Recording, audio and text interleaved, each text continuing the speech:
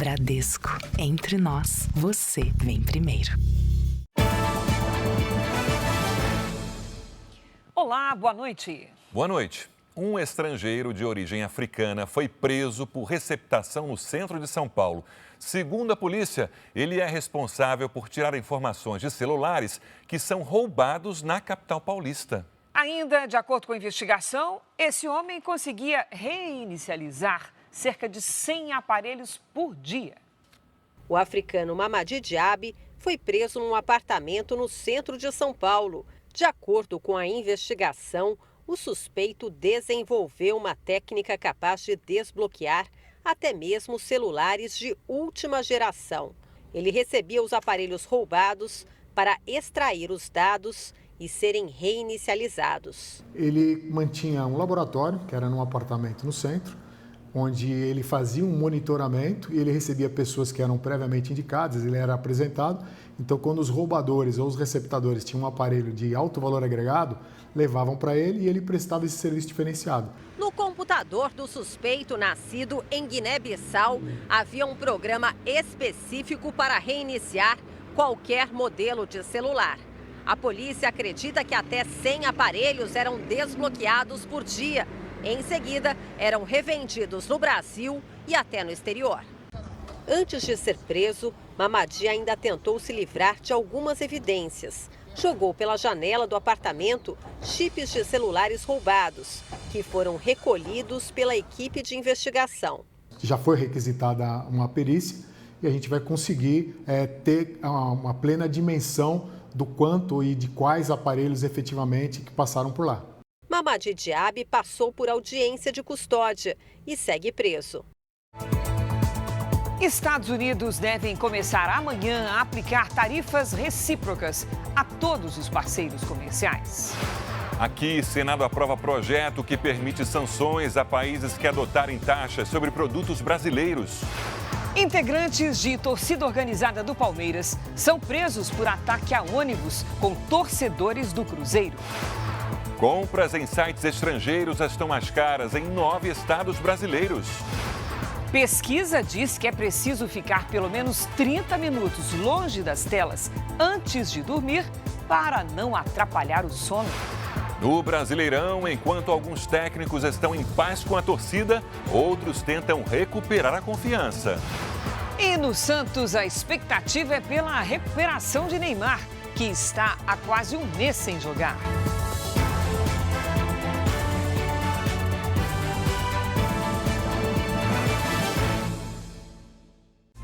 Oferecimento Bradesco, eleito o melhor banco para investir.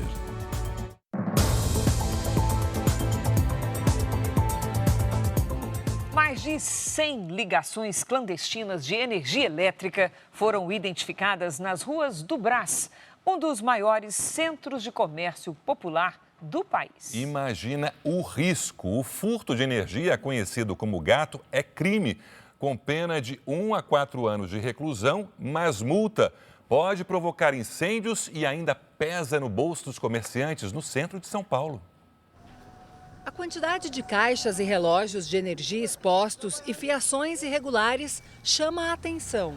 Os comerciantes do Brás estão preocupados com o aumento das ligações clandestinas.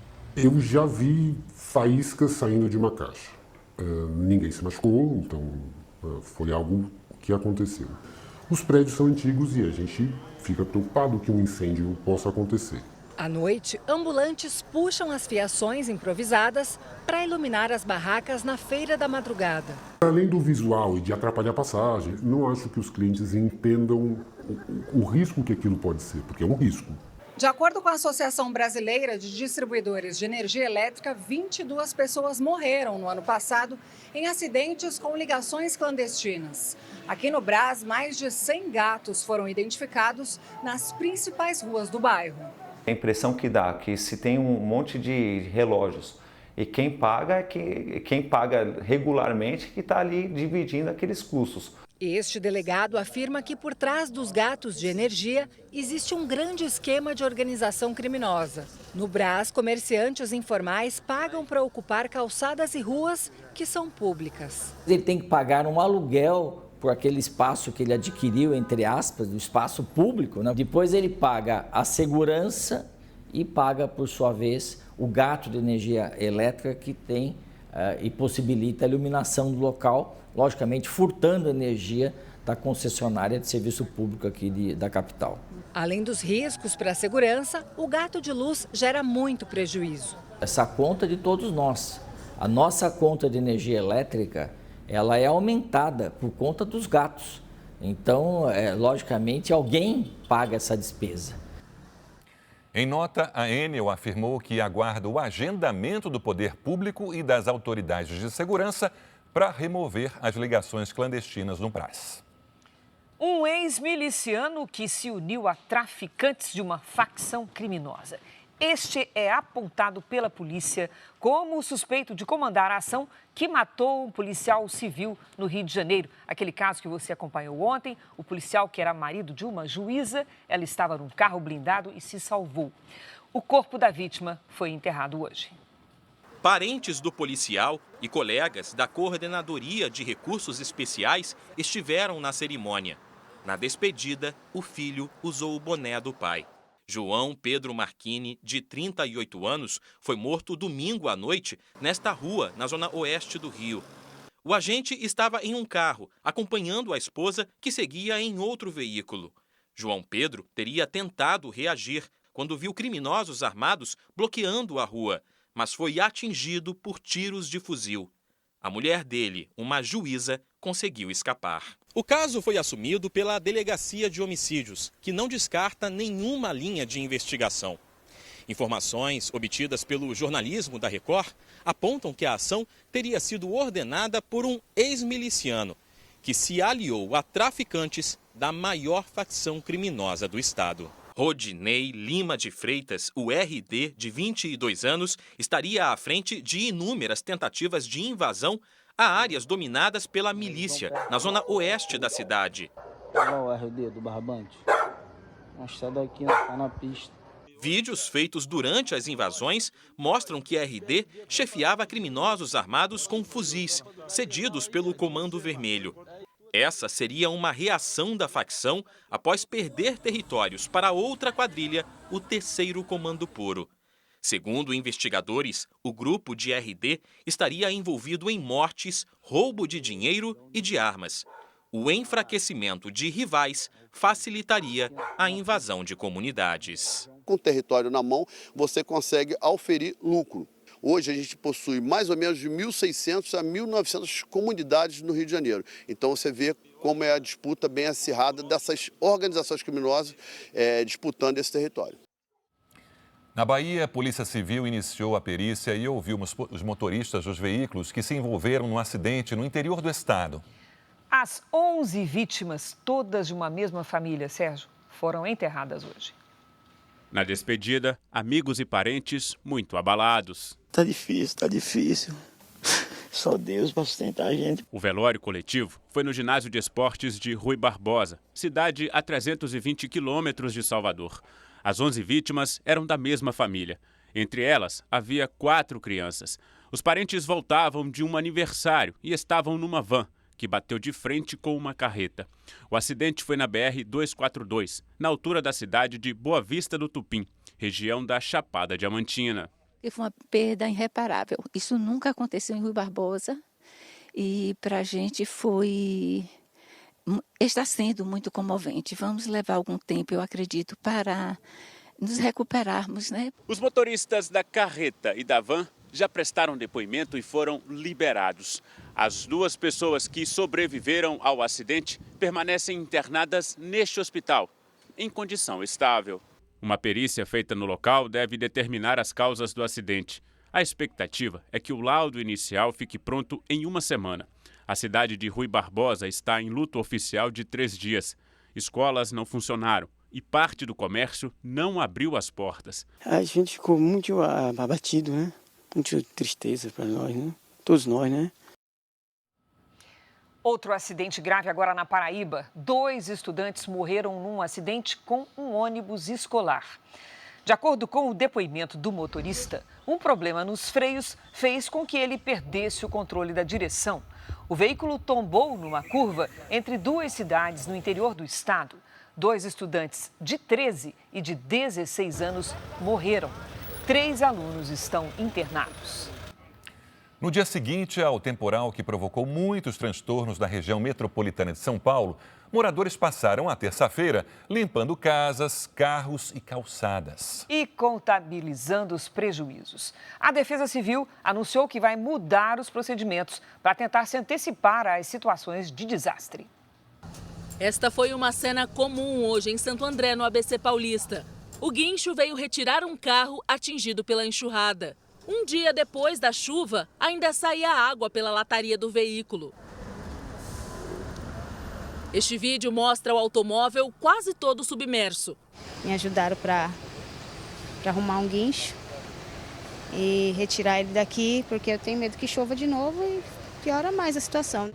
Ruas, avenidas e viadutos alagaram. Pessoas ilhadas precisaram ser resgatadas pelos bombeiros. A estação de trem inundou. Hoje cedo, ainda tinha água nos corredores.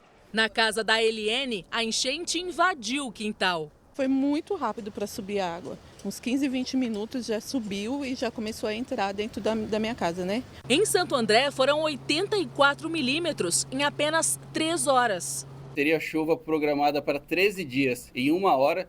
E claro que a gente não esperava esse volume, mas a equipe já estava preparada para ir para a rua e responder rápido. E foi o que fizemos. Em Mauá foram 131 milímetros de chuva, o equivalente a 60% do esperado para o mês todo de março. A gente fica meio frustrado, né? Porque a gente compra, a gente conquista, a gente guarda, a gente tenta preservar. Mas aí chega numa situação dessa que a gente não tem muito o que fazer. Esse cenário reflete a dimensão dos estragos causados pelo temporal que atingiu Santo André ontem.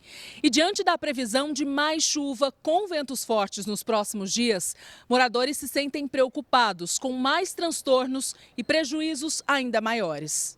Em várias ruas ainda encontramos árvores caídas. Algumas atingiram os veículos. Ventou, choveu bastante. E depois deixou que passar, a hora que ela caiu, ela fez um barulhão grande. A Defesa Civil de São Paulo anunciou que vai manter um monitoramento meteorológico sem pausa pelos próximos 15 dias para tentar antecipar riscos e agir em situações de emergência com mais rapidez. Transtornos enormes também no Rio Grande do Sul, onde 92 mil pessoas ainda estão sem luz, depois que ventos de até 100 km por hora atingiram 10 municípios. Incluindo a capital, Porto Alegre, que mais uma vez foi castigada pelo vento, que em minutos arrancou árvores e causou mais de 50 pontos de bloqueio. O dia foi de limpeza e manutenção nas cidades da região metropolitana. Cerca de 360 mil imóveis ficaram sem energia elétrica depois do temporal de ontem. Na capital gaúcha, essa câmera de monitoramento registrou o momento em que uma mulher foi atingida por uma árvore. A ventania também fez um caminhão tombar em cima da nova ponte do Guaíba. Em outro bairro de Porto Alegre, uma árvore caiu sobre um muro. 3 veículos foram destruídos. Era um carro da nossa família e infelizmente agora a gente tem que arcar com esse prejuízo, buscar alguém que possa resolver o problema. As rajadas de vento passaram de 110 km por hora. Em poucos minutos, mais de 50 bloqueios de trânsito foram registrados em Porto Alegre por causa de árvores caídas. A rede de saúde municipal também foi afetada. Segundo a prefeitura, 4 unidades chegaram a ser fechadas. Outras 24 operam com restrição. O muro do Núcleo de Gestão Estratégica do Sistema Prisional do Estado desmoronou. 3 casas foram atingidas por blocos de concreto. Ninguém ficou ferido. Veio abaixo, com tudo. Se não fosse aquelas casas segurar ali o muro antigo, já era. Dava morte. Em Canoas, 292 residências perderam o telhado.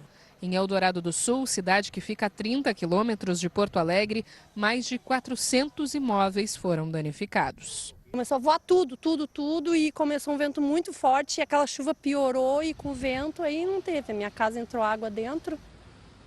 A chegada de uma nova frente fria aumenta o risco de temporais na região sul.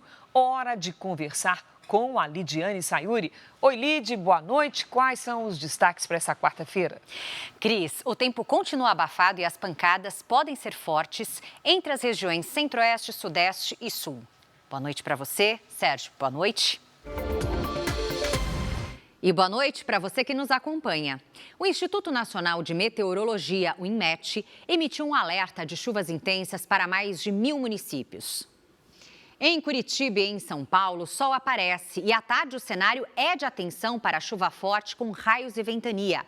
Máximas de 28 e de 31 graus. Já na capital federal, o sol predomina entre poucas nuvens e não chove. Esquenta até os 31.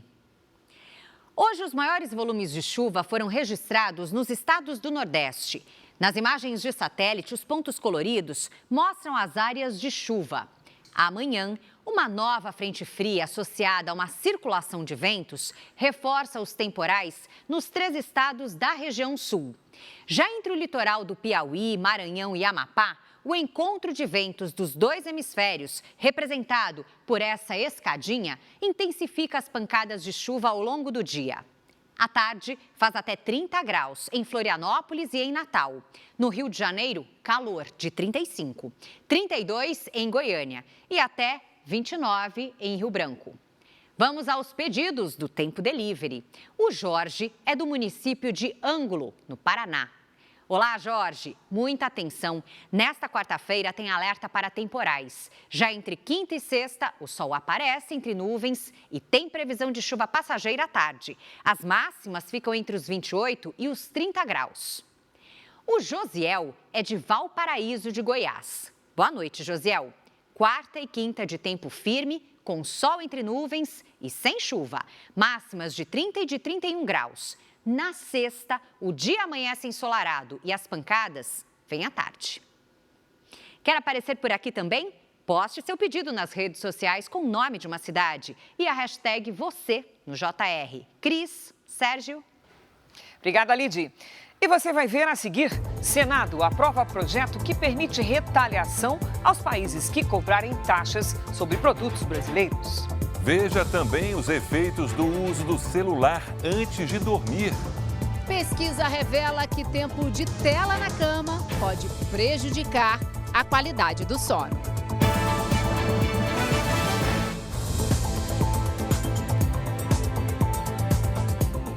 O governo americano deve anunciar amanhã tarifas de importação que vão afetar diversos países, inclusive o Brasil. Enquanto isso, líderes mundiais correm contra o tempo para negociar uma saída. O presidente Donald Trump diz que esta quarta-feira, 2 de abril, vai ser o dia da libertação.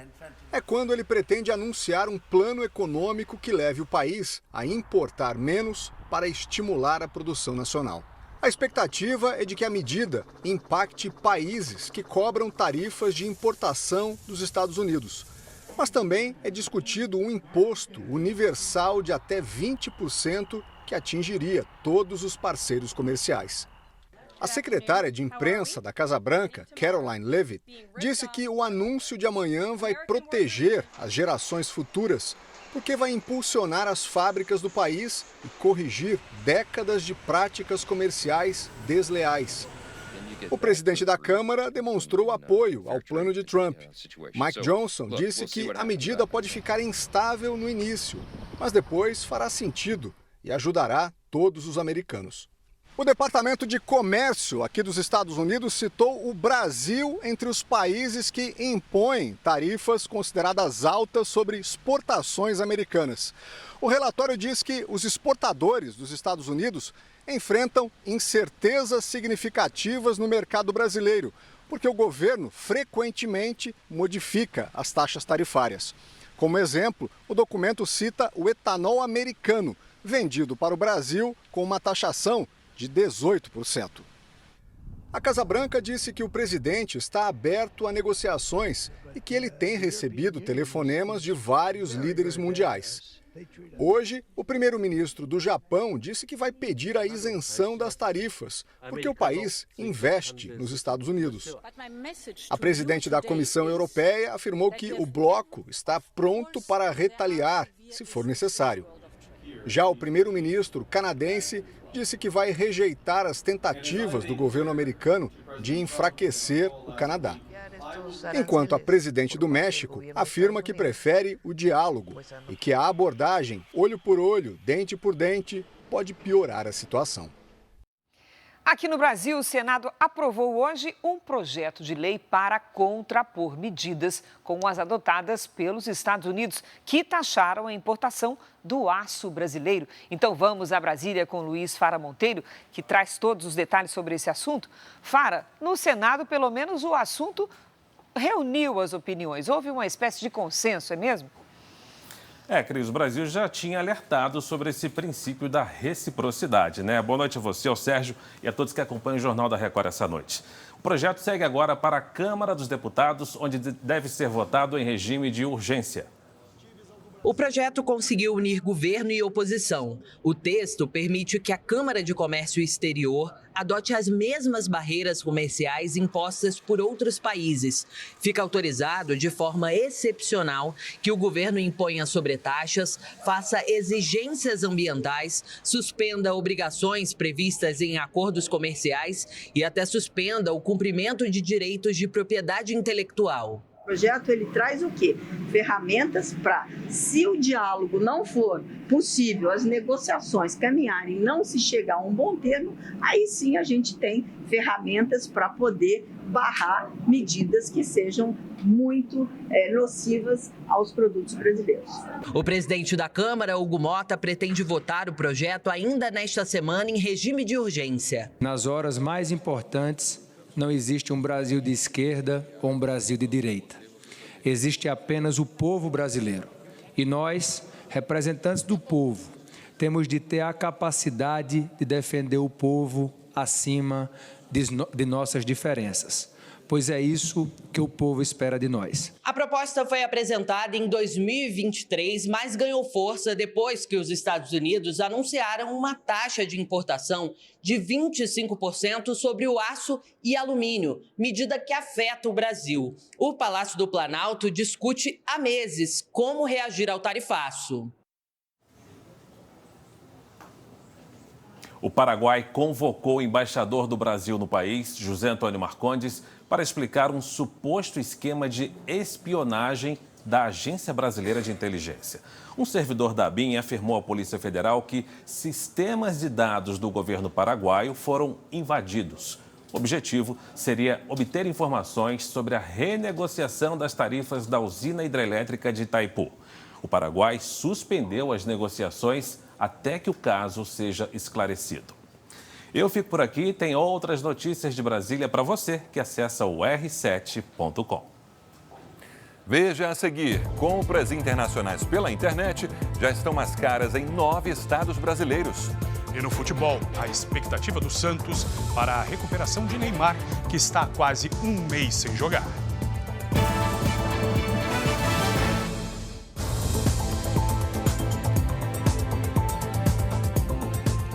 Para combater o roubo de caminhões, donos de transportadoras têm investido numa nova ferramenta chamada de vacina anti-roubo. Já ouviu falar? Pois é, Cris, são marcações com os números da placa ou do chassi em praticamente todas as peças que podem ser revendidas no mercado ilegal.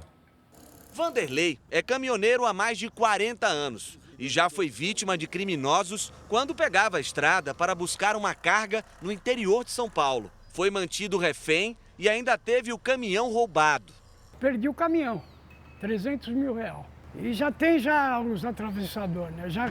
Eles já roubam já sabendo para quem vai vender. O roubo de caminhões para a venda das peças no mercado ilegal tem se tornado um problema cada vez mais grave. Para tentar se proteger, as transportadoras têm buscado alternativas. Uma das principais apostas é a chamada vacina das peças. A técnica consiste em registrar a placa do caminhão nas principais peças do veículo. Uma gravação desse tipo é praticamente impossível de remover, tornando mais difícil a revenda no mercado ilegal. Além disso, fitas reflexivas são adicionadas em cada gravação, para que o criminoso saiba que o alvo está vacinado contra roubos. O valor do serviço pode variar entre R$ 600 e R$ 1.000. Gravando em perto de 300 pontos do caminhão. Essas gravações são periciáveis e elas não saem. Se tentar tirar, destrói a peça ou deixa um sinal que pode ser encontrado o verdadeiro dono. Entre janeiro e fevereiro, 315 caminhões foram roubados ou furtados no estado de São Paulo. Quem atua no setor defende que a vacina contra esse tipo de crime seja regulamentada para ampliar a proteção contra as quadrilhas. O bandido ou o receptador, ela tem uma prova material irrefutável. Aquilo ali é uma peça roubada. Se não tiver para quem vender, o que ele vai fazer? Correr o risco só de ir preso? Ele não vai roubar. Foram divulgadas as imagens do momento em que um motorista invadiu a calçada e atropelou 2 pessoas na Avenida Paulista, em São Paulo.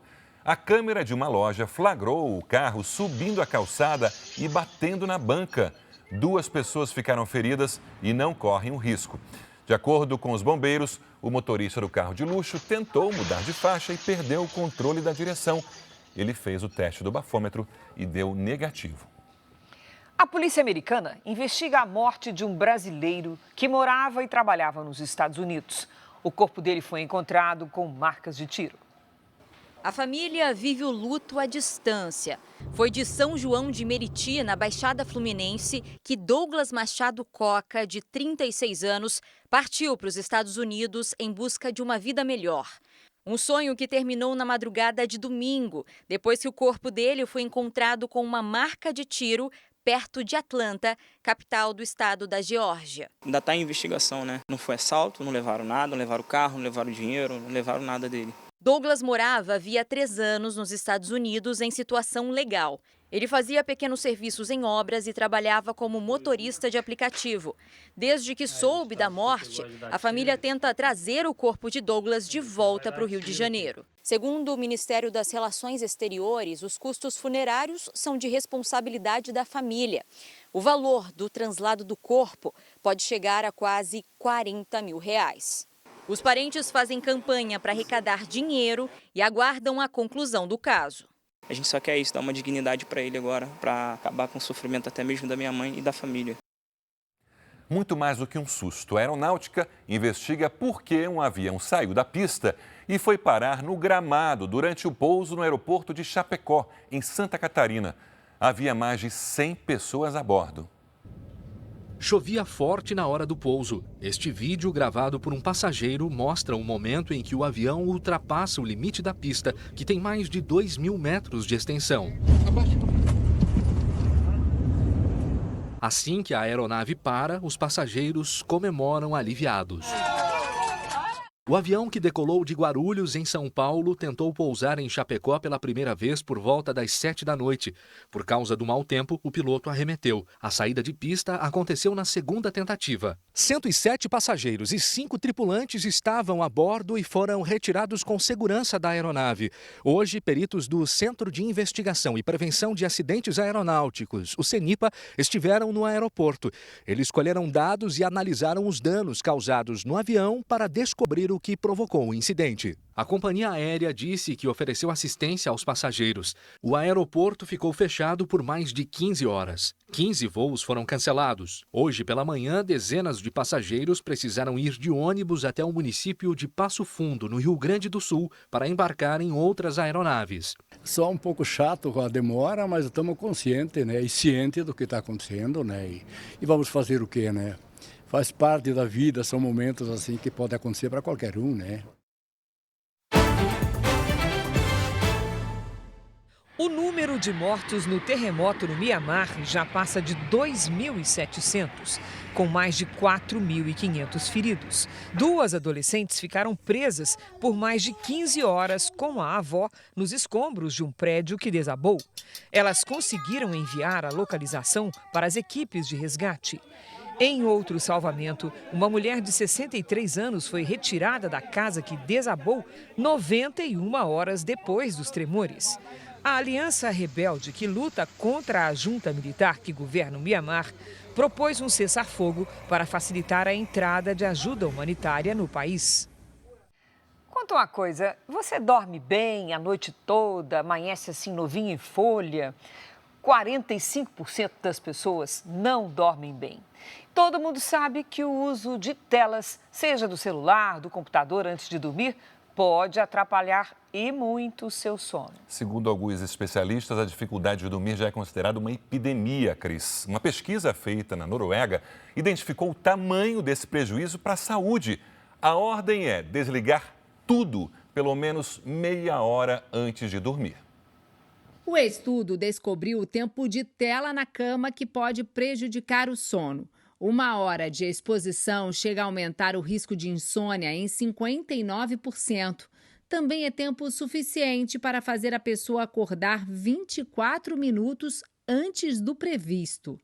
A pesquisa ouviu mais de 45 mil adultos entre 18 e 28 anos. Para os especialistas, não importa a atividade, se é trabalho ou lazer. A qualidade do sono é prejudicada da mesma forma. A recomendação é desligar o telefone ou o computador de 30 minutos a 1 hora antes de dormir. E não é só porque ficamos atentos com o que acontece na tela que perdemos o sono. Outro problema é causado pela intensidade da luz e pelo tempo que ficamos expostos. A gente sabe que a luz azul ali, né, que é a luz que é emitida por esses aparelhos, eles podem inibir a produção da melatonina, que é um dos hormônios do sono, porque a gente precisa da produção da melatonina, e essa produção da melatonina depende de uma ausência de luz ou uma redução desse estímulo luminoso. Então, se você está com o celular no rosto, né, o tempo todo ali, aquilo ali vai interferir de forma negativa, sem dúvida, na qualidade do sono. De acordo com a Organização Mundial da Saúde, a insônia afeta 45% da população mundial. A falta de sono pode prejudicar as atividades durante o dia e contribuir significativamente para o desenvolvimento de problemas de saúde mental. Vamos aos destaques internacionais. Integrantes do Hamas mataram um palestino que protestou contra o grupo terrorista na faixa de Gaza. Segundo a imprensa internacional, Oda Irabi, de 22 anos, foi torturado por integrantes do Hamas. Ele teria criticado o grupo terrorista e participado dos protestos que pediam o fim do conflito contra Israel. Pela primeira vez desde o início da guerra, a população da faixa de Gaza exige que o grupo terrorista deixe o poder.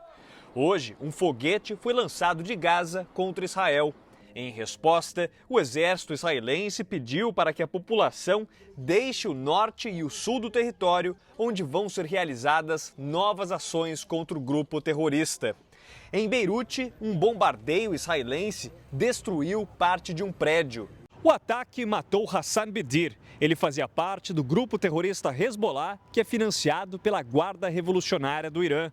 De acordo com o exército, Hassan ajudava o Hamas a planejar um ataque que iria atingir civis israelenses. Hoje, os Estados Unidos divulgaram novas imagens de mísseis sendo lançados contra os Houthis do Iêmen. Os rebeldes apoiam os terroristas do Hamas e atacam navios no Mar Vermelho. Donald Trump disse que os ataques vão continuar até que os Houthis não sejam mais uma ameaça. Aqui no Brasil, consumidores de 9 estados vão pagar mais caro pelas compras em sites estrangeiros. O motivo é o aumento da alíquota do ICMS nesses estados. Hoje a Sônia saiu para escolher roupas novas na loja, mas muitas vezes ela prefere comprar pela internet, nos sites internacionais. Se o preço for bom, eu compro no site. Se não for, eu compro fisicamente.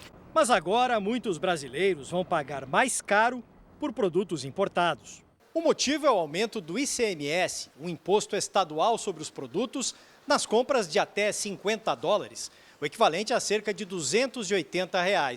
A autorização para os estados passarem a alíquota de 17% para 20% foi uma decisão do Conselho de Secretários da Fazenda no fim do ano passado, que começou a valer hoje.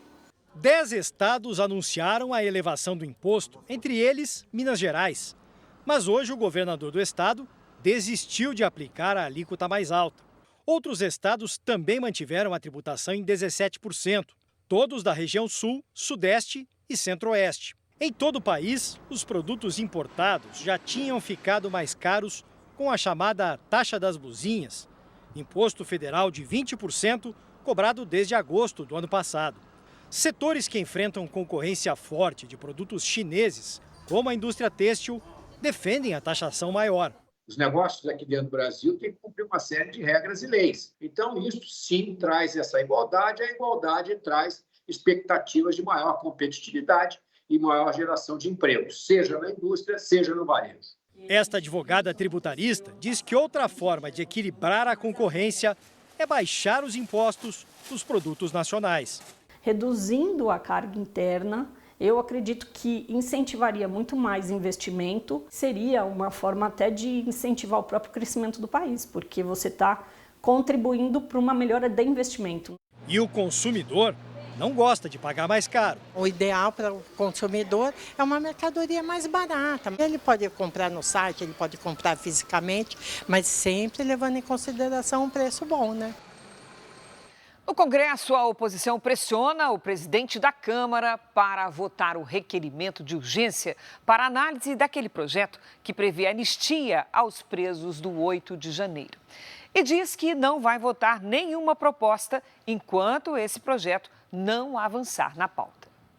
A oposição quer votar o requerimento de urgência. Se aprovado, o projeto seria votado diretamente no plenário da Câmara, sem passar por comissões. Os líderes dizem ter o apoio de 8 partidos e mais de 300 deputados ao projeto de anistia. O texto, que ainda não está fechado, pode tirar da prisão os envolvidos nos atos de 8 de janeiro. O líder do PL, maior bancada da Câmara dos Deputados, conversou com o presidente da Câmara, Hugo Mota, no início da tarde. Quando tratei da anistia, ele ainda me pediu um prazo para conversar com os demais líderes ao longo do dia, o que é uma prerrogativa do presidente. Entretanto, eu também tenho as minhas prerrogativas como líder. E como líder, já orientei toda a minha bancada em todas as comissões e no plenário. Nós estamos em obstrução até que ele tome a decisão. Nos bastidores, o presidente da Câmara, Hugo Mota, disse que vai decidir com cautela e serenidade sobre o projeto da anistia.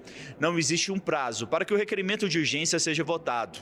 A base governista quer segurar a proposta, mesmo diante da obstrução às votações feita pela oposição. O argumento é de que o projeto beneficiaria o ex-presidente Jair Bolsonaro, que agora é réu no Supremo Tribunal Federal. É tão absurdo isso que estão propondo, porque veja, o julgamento está para começar.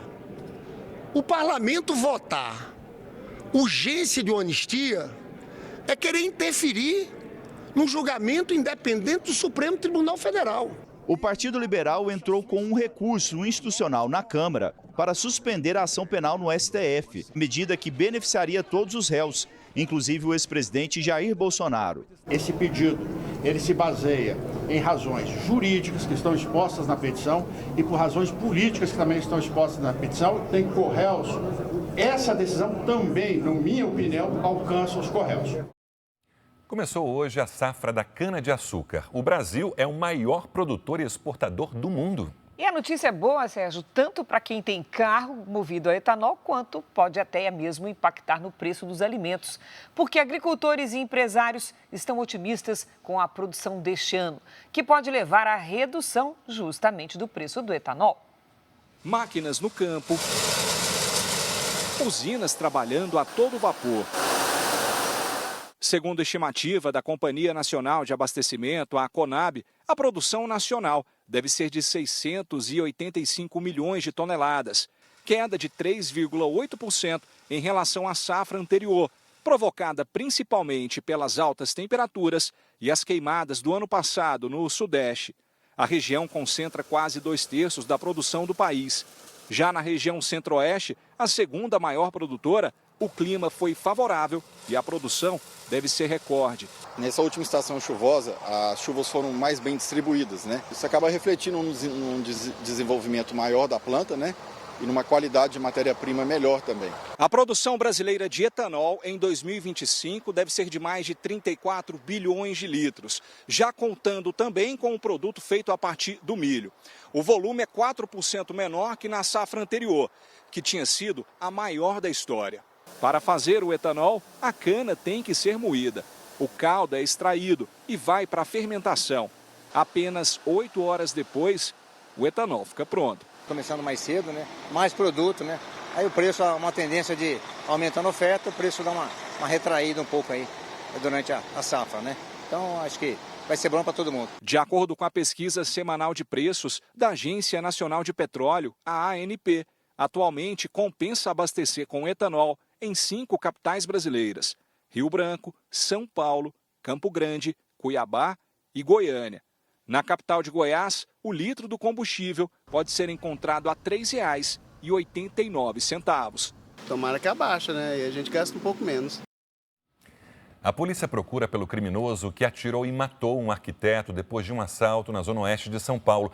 Toda a ação foi gravada. A câmera de segurança de um prédio do bairro do Butantã, na zona oeste da capital paulista, registrou um momento em que um homem armado aborda uma mulher. Era por volta do meio-dia. O criminoso parece digitar algo no celular da vítima. Neste momento, o arquiteto Jefferson Dias Aguiar, de 43 anos, passa neste carro e diminui a velocidade.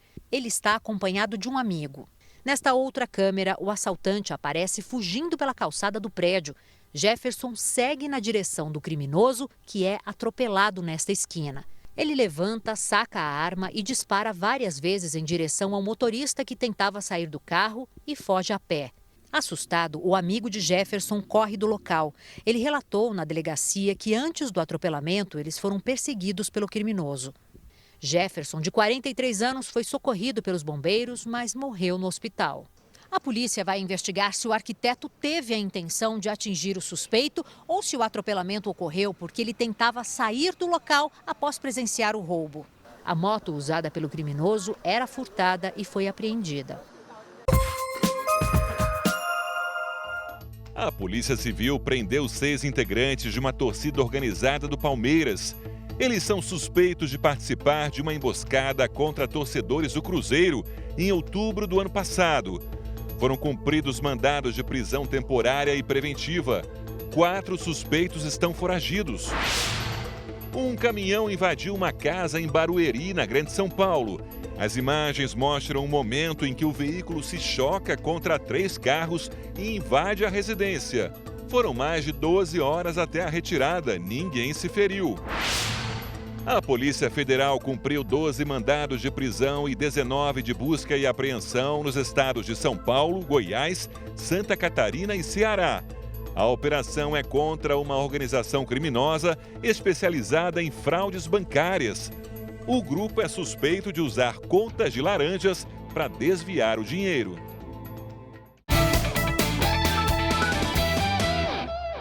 O Santos estreou perdendo no Brasileirão e agora vai tentar se recuperar contra o Bahia, campeão estadual, empatou com o Cruzeiro, com o Corinthians, na Vila Belmiro, na segunda rodada do campeonato. E é claro que a gente vai conversar com o Bruno Lohans, que já está aqui conosco.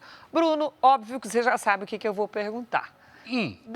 Depois de um mês, será que o Neymar volta? A expectativa de todo mundo era essa. Boa noite, Cris. Boa noite, Sérgio. Boa noite para você que acompanha o JR. Não foi divulgado de maneira oficial quando o Neymar vai voltar a jogar. Ele se recupera de uma lesão na coxa que sofreu nas quartas de final do Paulistão, há 30 dias.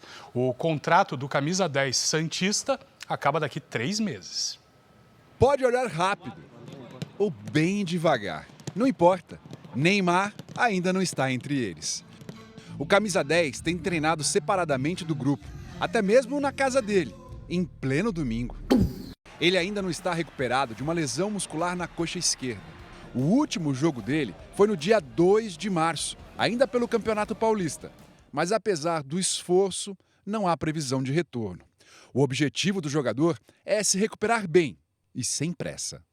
Não estou pensando em nada, na verdade. É só me dedicar para voltar o mais rápido possível.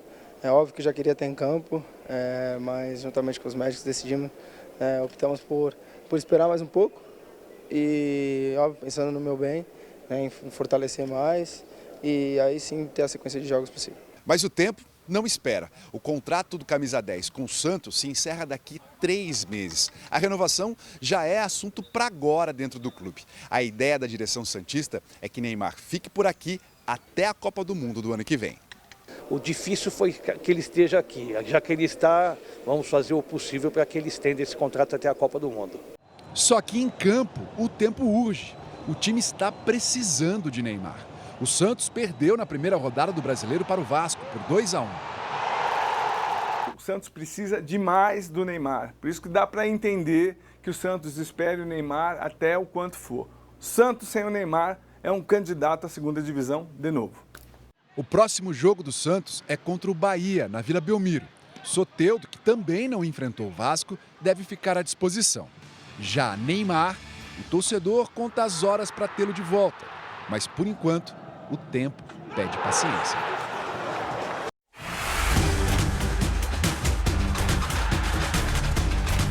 O goleiro Hugo Souza, do Corinthians, teve uma lesão muscular detectada na coxa direita.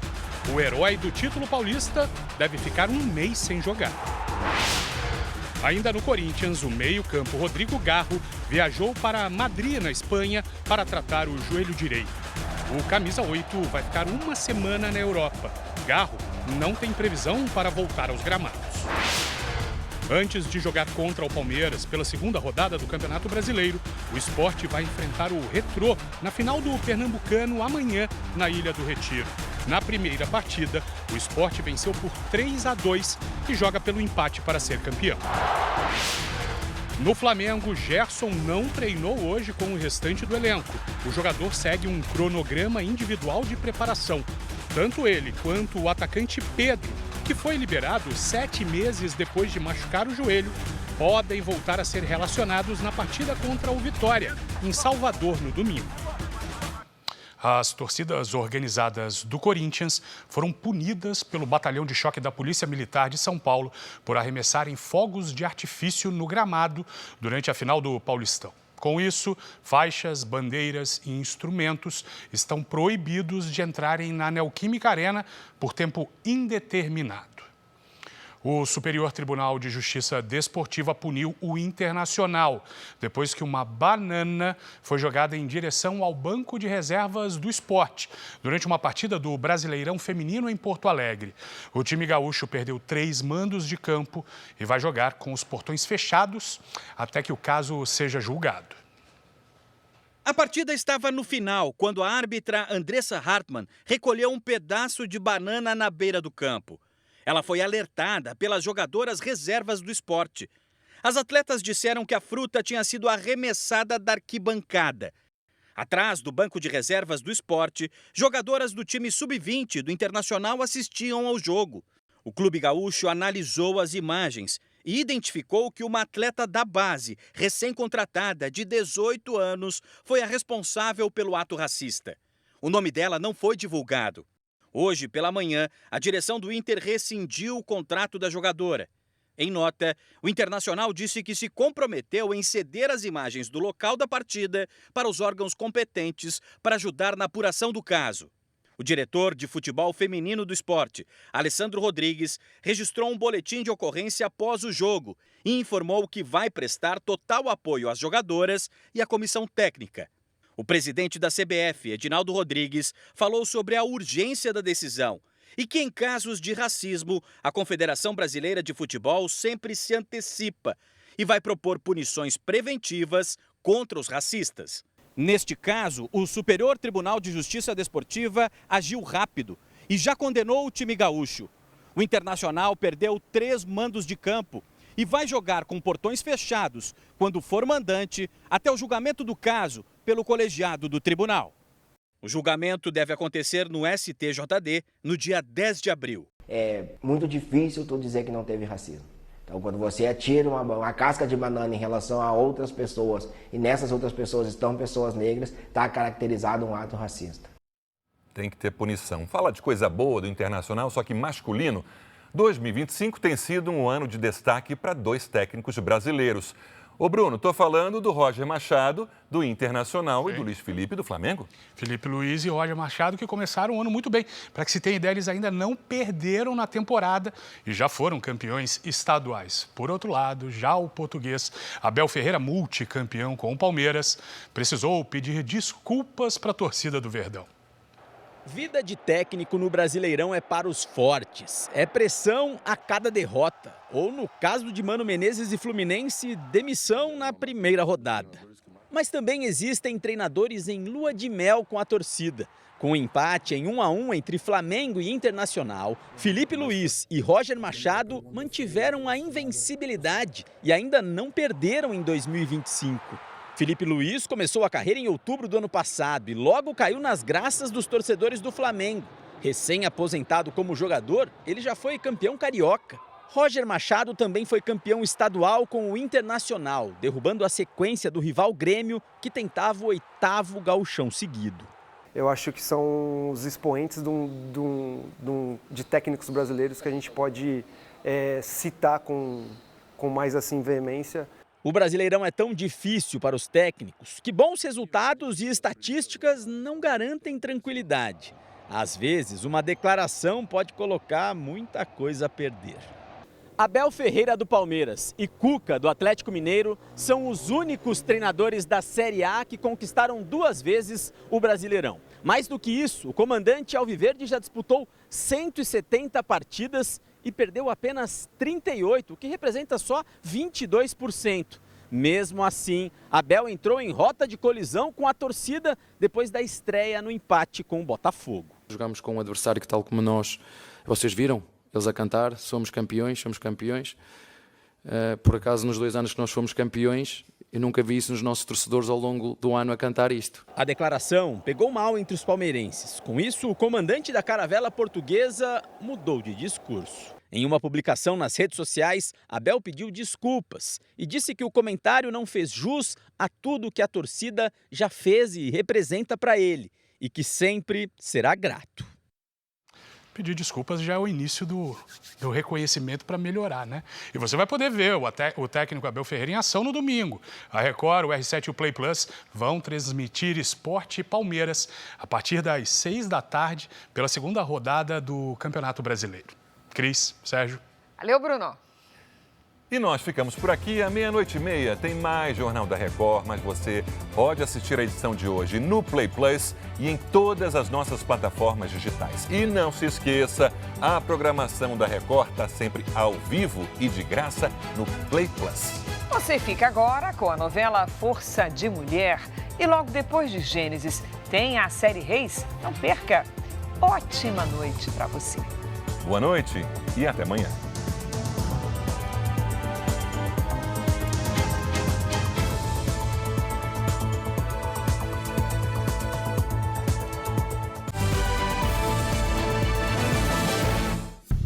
Bradesco. Entre nós, você vem primeiro.